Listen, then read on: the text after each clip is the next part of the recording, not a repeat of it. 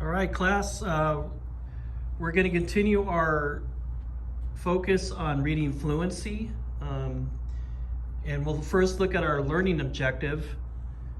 As you can see here, as we've talked about, our learning objective is I will be able to chart my reading fluency scores.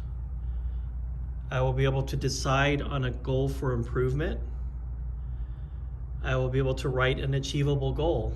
So as we embark on our reading fluency, reading our passages and getting an idea of our fluency, then we can set goals and try to reach them as the school year goes on. These are some of the basics for being a fluent reader. I pay close attention to accuracy, which means I don't eliminate words or word endings. I don't add words where they don't belong. I read with appropriate expression. I don't sound like a robot. I rein in the dramatic actor in me. So when you're reading, you add some of your own expression to it.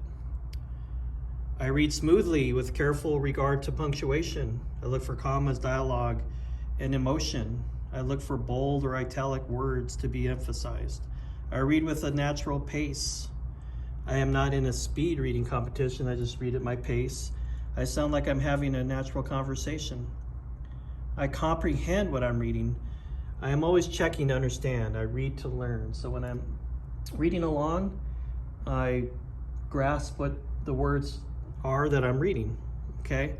So as we head into this part of our lesson, I am going to go over some examples of student fluency rates, some recorded scores, just to get an idea of how to record them. So I see, and I'm thinking aloud, I see some of these examples here of the recorded scores.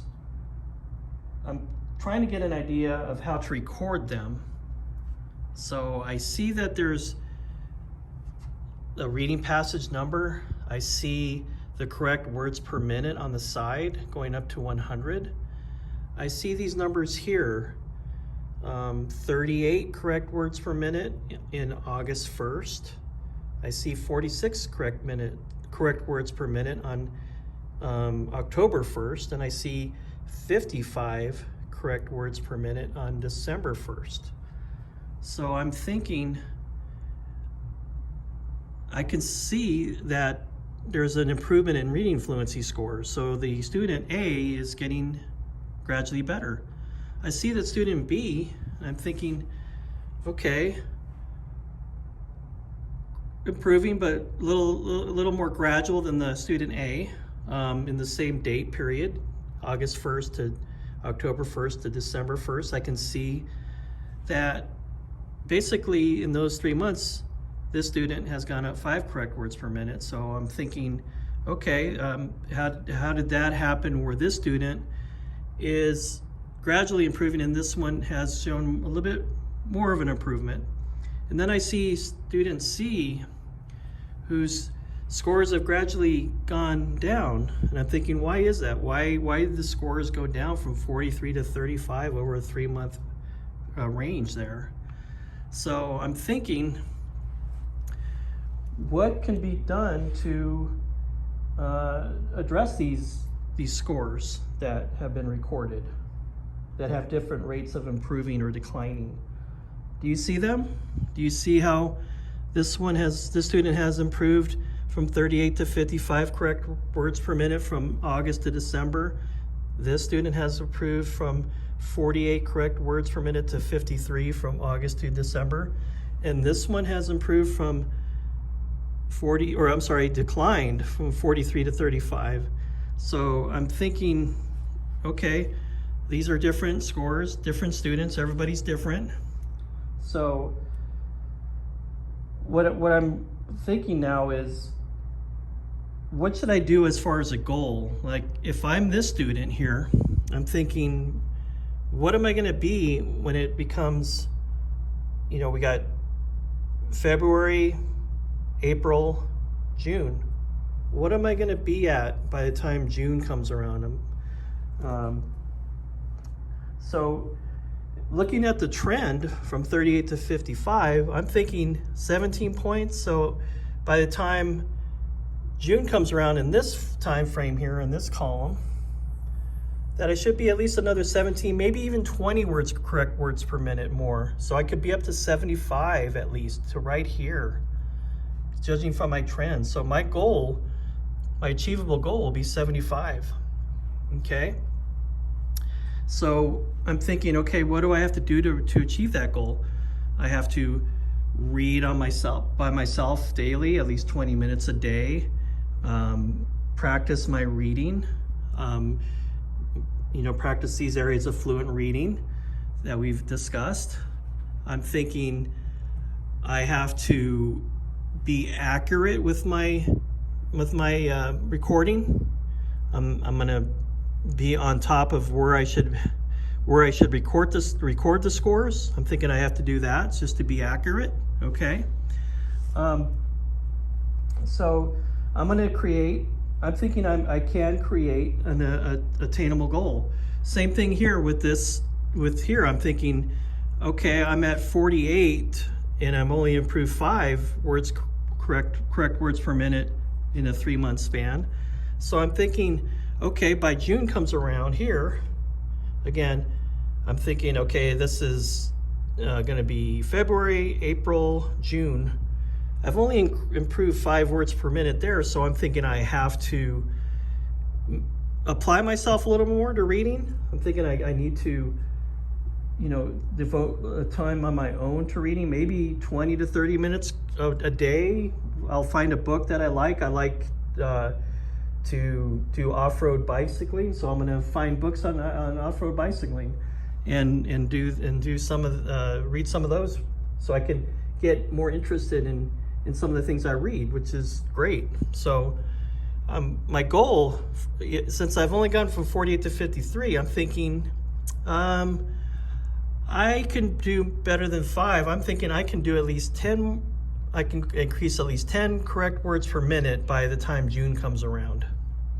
That means somewhere around the 63 to 65 range, about right here.